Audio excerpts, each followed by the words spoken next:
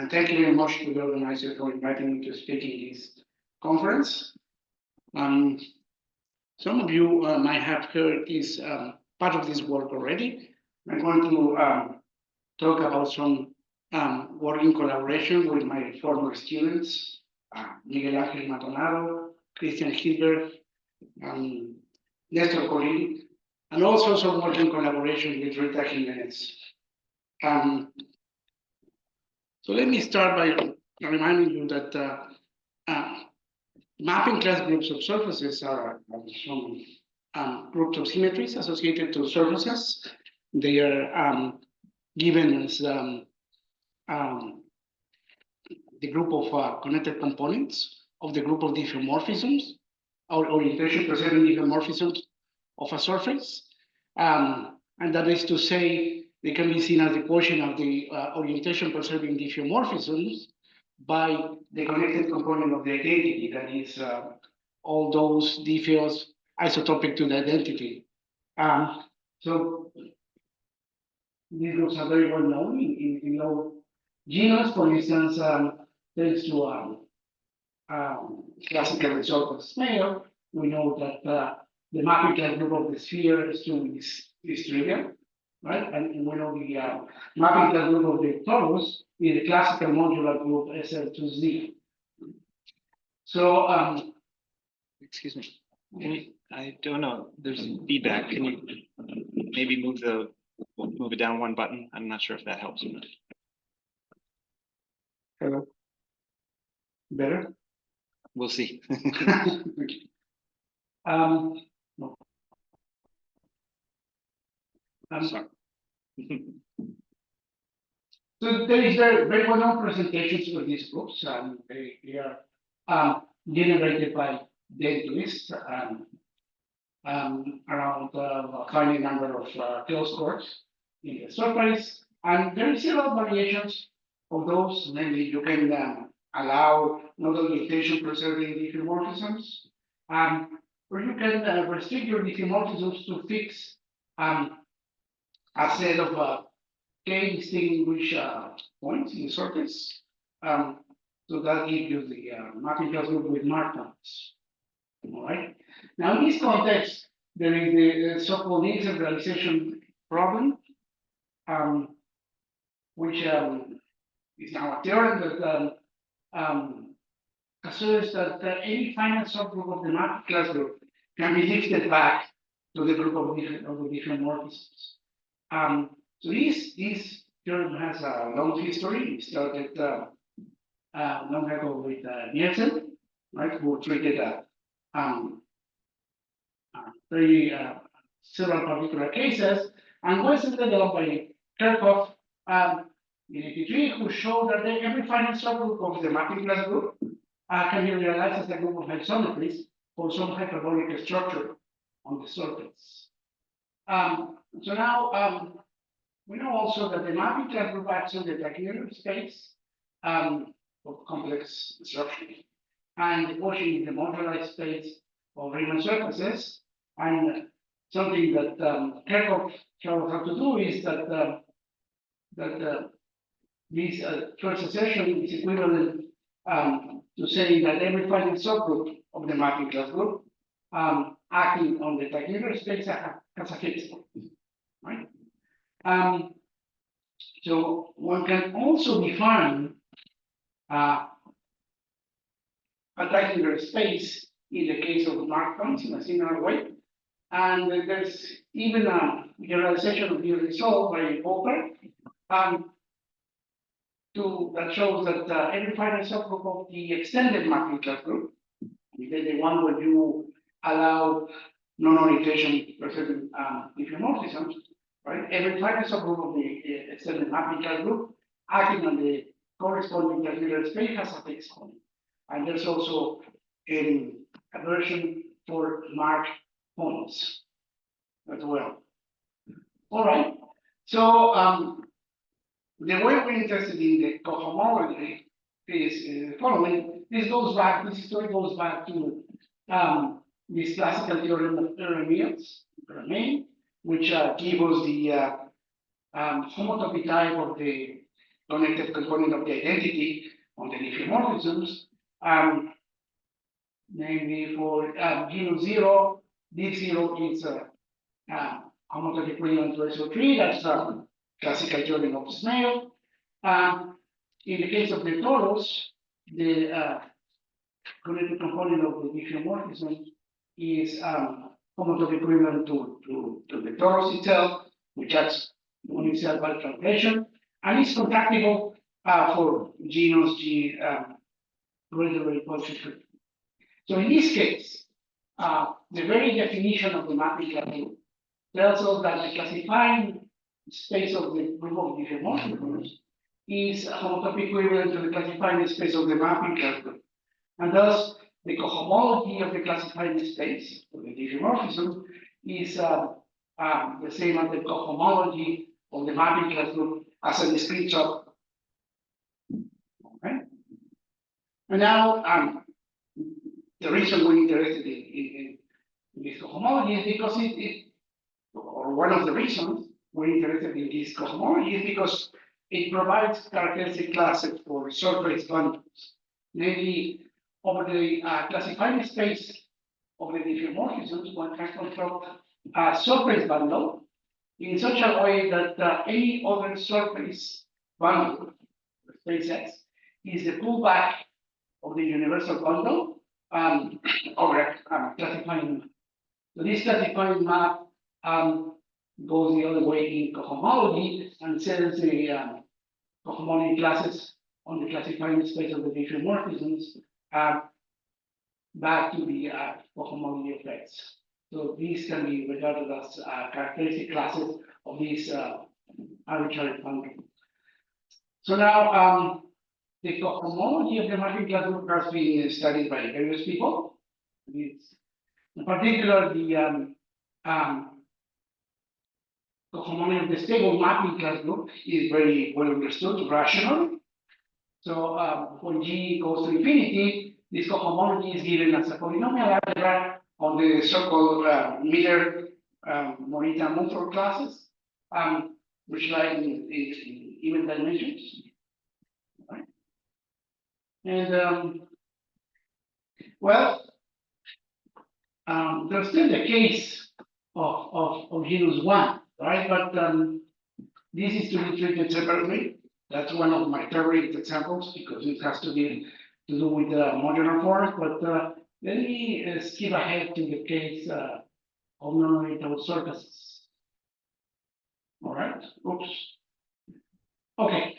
So by a non-orientable surface of genus G, I would understand the projected sum of G copies of the projected plane, right?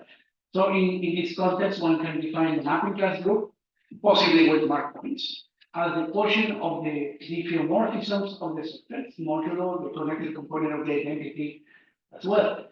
And again, cases in no genus are very well understood. For instance, G equal to 2 gives the Klein borrow. And the corresponding mapping class group in this case is C2 cross Z2. For genus 3, the mapping class group is DL2Z. And there's also a version of the theorem of Nielsen that identifies the homotopy type of the connected component of the identity. And for RP2, Diff 0 is of the homotopy type of the same homotopy type as SO3. For the Klein bubble, so the Klein bubble can be rotated in one direction, and Diff 0 is homotopy equivalent to SO2. And this group is contractible for G greater or equal to 3. So now, for instance, in the case of the projective plane, SO3 acts by diffeomorphisms on RP2, and this action extends to the so-called configuration space of K points in the projective plane. So you can form the SO3 Borel construction on the configuration space, and what we were able to show is that this space, this construction, is a space of type K by 1. Namely, it's a space with one homotopy group in the dimension one and 0 everywhere else. And pi 1 for this space turns out to be the mapping class group of RP2. So, so this is a model that we can use to study the cohomology of the mapping class groups in this case. So now, this Borel construction comes equipped with a vibration. So you can project to the first coordinate into the classifying space of SO3 and get yourself a vibration with 5 of the configuration space of K points in RP2. And one can show that modulo 2, this vibration collapses cohomologically. And thus, the cohomology of the corresponding fundamental group, the cohomology of the mapping class group in this case, is given by the cohomology of SO3, tensor with the cohomology of the configuration space of K points in RP2, which is not difficult to, which is very well understood. So now the case G equal to 2 gives us the Klein bubble. Now in this case, this 0 is SO2, right? And we can try to play it single game.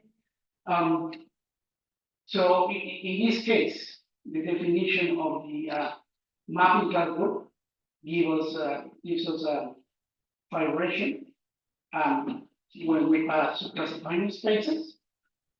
And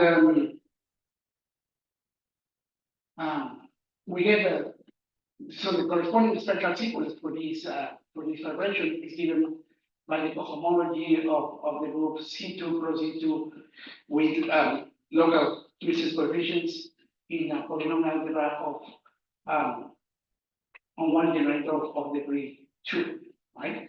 And the way the generators of these C2 cross E2 act, the coefficient is given like this. So it's fun to look at the spectral sequence, to the associated spectral sequence. So this is the E2 term. So again, we're looking at more to cohomology, and it's not difficult to show that this E2 term is generated by 6 classes, those depicted in blue and red upstairs, and so these classes generate multiplicatively the whole E2 term. The whole spectral sequence is decided by one single differential, namely the red differential there. Now one can show the differential is 0 by comparing with other simple preparations and their associated spectral sequence. So the result is that the spectral sequence collapses in E2, and thus we can get the cohomology of the total space as the product of the base state times the fiber, right? Moreover, one can see that this vibration is essentially a secondary product. Maybe one can map, by the way, to map C2, the product of C2 cross O2 into the diffeomorphisms of the Klein bubble, and such a way that these direct commutes, right? So passing to classifying spaces, we get a homotopy equivalence in the middle, right? And what we get is that with a homotopy equivalence between the classifying space of the diffeomorphism group of the Klein bubble and the classifying space DC2 plus DO2. All right. So now we can play the same game within the projective, in the case of the projective plane, making the group C2 cross O2 act on the Klein bubble, right? And thus also in the configuration space of K points in K, and performing the Borel construction with respect to this group. And the result is that this space is a K type 1, whose fundamental group is the mapping class group of the Klein model with K mark points. Okay? So, moreover, the associated private bundle to this Borel construction collapses in mod 2 cohomology, right? So that the cohomology of the mapping class group, the mod 2 cohomology of the mapping class group is given by the cohomology of the classifying space of C2 plus O2 times the cohomology of the configuration space of K points in K. All right, and this is true at least for mod 2 coefficients. All right. So now the way we address some of the questions for the mapping class group of non-orientable surfaces is by introducing the structure of Klein surface. So a Klein surface is a generalization of a concept of a Riemann surface, where you admit changes of coordinates to be holomorphic and anti-holomorphic. All right. So you can speak of the analytic structures on the surface, right? You can think of the set of the analytic structures on sigma that agree with a given smooth structure on your surface. And for these Klein surfaces, we have a concept of a map of Klein surfaces, a morphism, right? And we can also talk about pullbacks of structures. So given the analytic structure on surface sigma and a diffeomorphism of sigma, so we can think of the pullback of the structure as a unique structure, so that the map F is a map of Klein surfaces. All right. Yes. It's the same as conformal structure. Sorry. I think it's the same as conformal structure. We measure angles. Say that I again. think it's the same as conformal structure. Think so.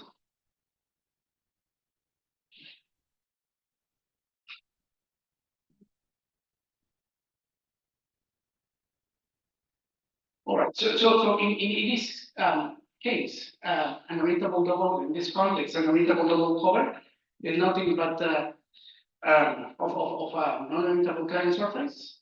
It's nothing but a Riemann surface together with a projection, which is a double cover, and equipped also with an involution, so that these diagram commutes, and so we can regard the Klein surface as a portion of this orientable double cover, but divided by the involution.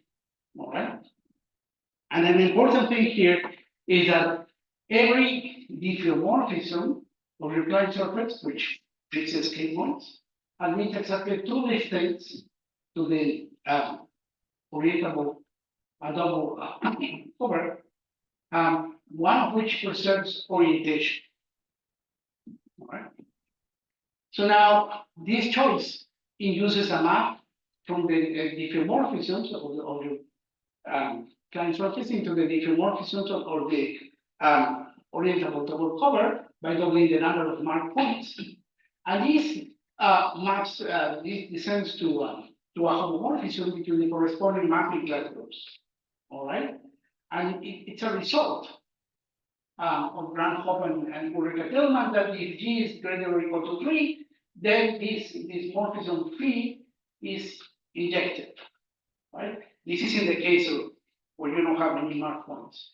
And it's a surprising result due to Dastiger Gonzalez, John Waski, and Miguel Maldonado, that in the case of marked points, you have at least one marked point, then this morphism phi is injected for all G.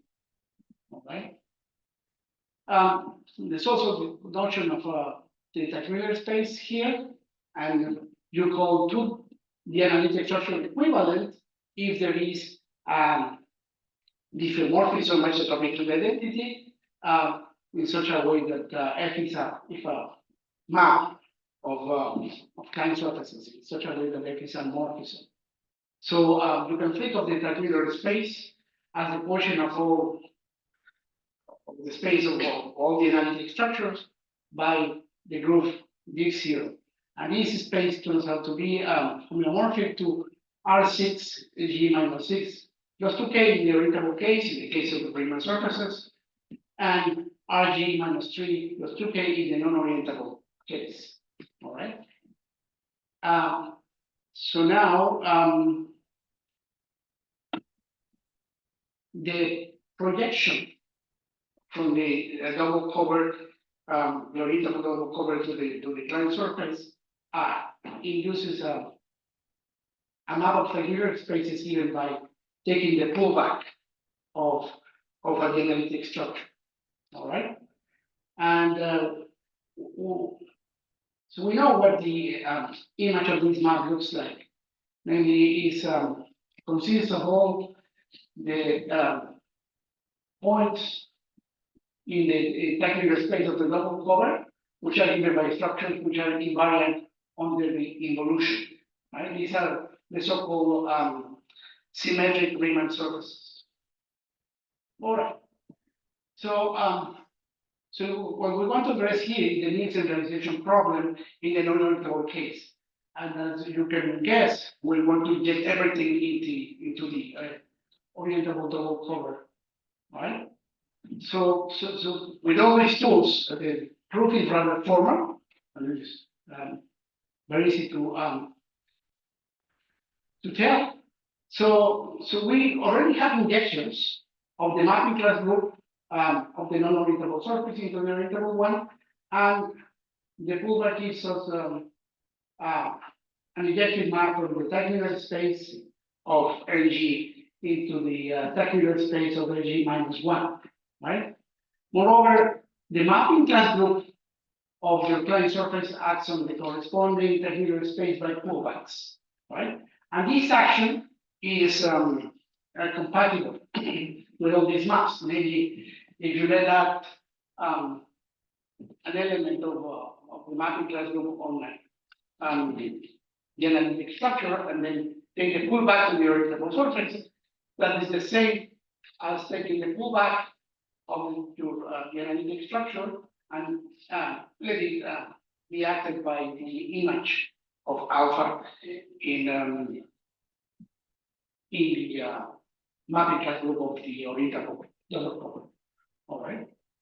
So now this is the way one proves the Nielsen realization theorem for non-orientable surfaces. You start with a finite group of finite subgroup of the mapping class group of NG, and then lift it up to orientable double cover, right? So you look at the group generated by this image and also by the class of the involution, right? This turns out to be a direct product of G times C2, and thus it's can be regarded as subgroup of the extended mapping class group of the orientable double cover. So now, by the result of Holbert, there's a point in the triangular space of LG minus 1, which is fixed under this group H, right?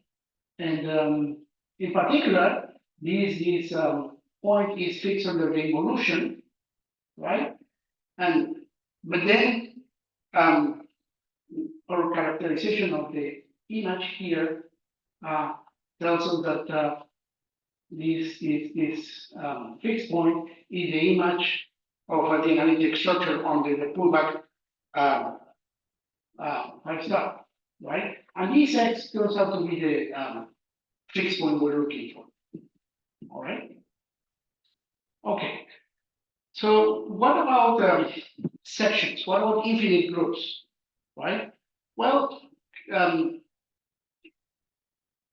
the Nielsen realization theorem fails in general with respect to infinite groups. For instance, one can show that there's no section for this projection, at least for big G's, right? And the way one shows this is using characteristic classes. And we'll do it as follows. We can start with eta, a surface bundle with fiber and non-orientable surface, right? And look at the differential of eta as a map from the tangent bundle of E to the tangent bundle of B, right? And look at the kernel. So this kernel is the so-called vertical bundle associated to eta. It's a two-dimensional vector bundle over the space E, right? And well, there's a way to construct analogs to the Miller-Morita-Mumford classes in this context. We have to use the contrarian classes of this vertical bundle, right? and so we define this theta I is associated to the bundle eta to be the powers of the first contrarian class and by the transfer. So here the transfer itself is a stable operation defined in the suspension spectra for B and E. And what is true there is that if you do this for the universal bundle over the classifying space of diffeomorphisms of your non-orientable surface with fiber the non-orientable surface, then these classes give you the stable cohomology, the stable Russian cohomology of the mapping class group of MG.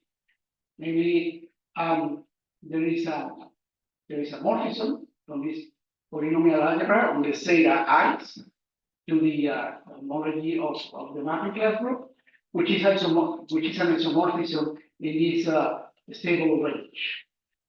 All right, that grows when G goes to infinity. In particular, so we know that these theta i's are non-zero in the cohomology of the mapping class group, provided the genus is greater or equal than 69 plus 5 in this range. All right. So now, how do we deal with the non-existence of the section? Well, what we do is we look at the projection from the diffeomorphism group to the mapping class group, but equate the diffeomorphism group with the discrete topology. All right, and in that case, what we can show is that the mapping used by the projection cohomology set the theta i's to 0 for I greater or equal to 2. This is something, this is the thing we use, and then the rest is formal, because suppose this projection had a section, then the composition of S and P should be the identity, and thus the composition in the cohomology would be the identity, implying that S star P star of theta I is different from 0. All right.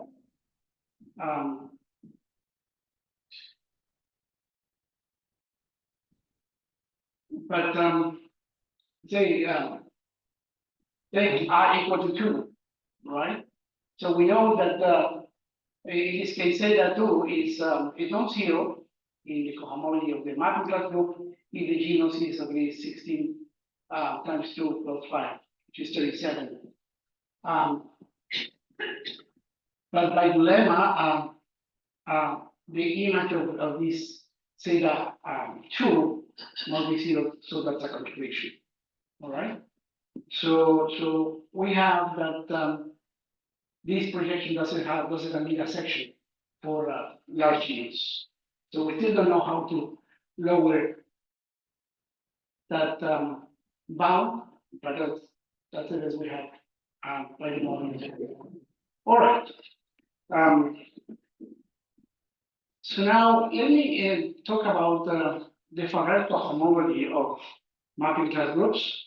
So Farrell cohomology is a cohomology theory very much like state cohomology for finite groups, but which was defined for groups of finite mutual cohomological dimension. All right, which is the case of these mapping class groups we're getting here.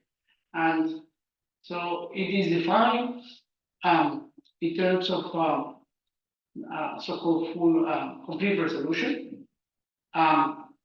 It coincides with ordinary cohomology beyond the virtual cohomological dimension of the group. It detects torsion, because if your group is torsion-free, then it holds 0. And the Farrell cohomology groups are torsion groups. And as such, they can be split as products of the 3 primary components in this way. All right. So one says that gamma is p-periodic, or gamma has p-periodic cohomology if hi is isomorphic to hi plus d. So we're dealing with 3 primary components, and this isomorphism is usually given by multiplication by a d-dimensional class. All right. So a nice tool we have here for computations is this formula of Keynes-Brown that give you the p-primary component of the Farrell cohomology of gamma in terms of the cohomology of the normalizers of subgroups of order p inside gamma, and where the product runs over conjugacy classes of order p subgroups of gamma. All right. So then, so as soon as that you have a group of finite BCD, that means meaning that gamma contains a torsion-free subgroup delta of finite index, right? So gamma modulo delta is finite, and in this case, whenever you have a subgroup of order p of gamma, is it gets into the Quotient gamma of delta, right? And the fact is diagonal commutes implies that the image of the cohomology, well, that the cohomology, the induced map, the restriction from the cohomology of gamma to the cohomology of pi is non-zero. That's as integral cohomology. Now recall that the mod p cohomology of group of order p is here on one class of dimension 1 times polynomial on a class of dimension 2, and the mod p reduction from the cohomology from the integral cohomology of pi to the mod p cohomology of pi sends everything to the polynomial part of the cohomology. All right, you can look at the composition of these 2 arrows, and thus one can see that there should be a height n, so that the image of the cohomology of gamma lies in the polynomial algebra generated by u to the m. All right. So we use these heights to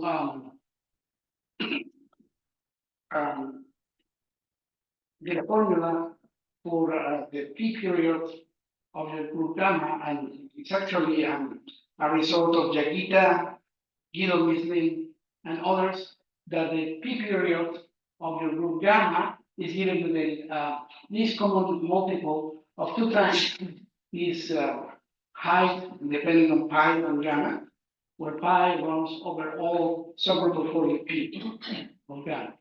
All right. So using this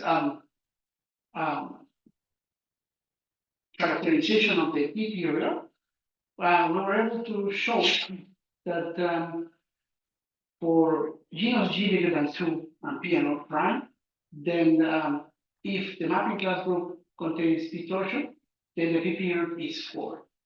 Something which is very different from the orientable case. All right. So here's an idea of the proof. We show both inequalities. Here we show that the P period is greater than or equal to 4, and we stick to the case for one mark point. The rest is shown by induction. So we start by looking at this representation of the group of diffeomorphisms into GL2. So look at your one mark point in the surface and look at the tangent space, right? So any diffeomorphism fixed in that point can be sent to the differential, to its differential acting on the tangent plane. All right. And now, if you have a subgroup of order P inside the mapping class group, you can lift it by Nielsen realization to the diffeomorphisms. And since we're dealing with all primes, then the representation send it to the to G here 2 plus, right? Okay. See that. So now we pass to classifying spaces and cohomology. And well, in the cohomology of GL2, we have a projective class of dimension 4, which gets sent to the square of the fractional class in GL2 plus, right? And by the commutativity of the diagram, we get something non-zero in dimension 4 here. So the height we were looking for here is going to be 2 times 2 is going to be 4. So that gives you the this inequality. All right. So the other inequality, well, one will have to use a characterization of the P period in terms of the indices of the centralizers of this subgroup of order P inside the normalizers. And also we use heavily the theory of non-euclidean crystallographic groups to show that. So I'm happy to say that Nestor Colin has continued working on this, and he has analyzed the case of genus G equal to P and O prime. So he completely computed the he identified the normalizer in the case of 1 and 2 mark points, and is given by the Hidber group D2P. So you know the cohomology of those groups, and Brown formula tells you then what the cohomology of the corresponding mapping class group is in this case. Okay. And well, it's probably a good place to stop.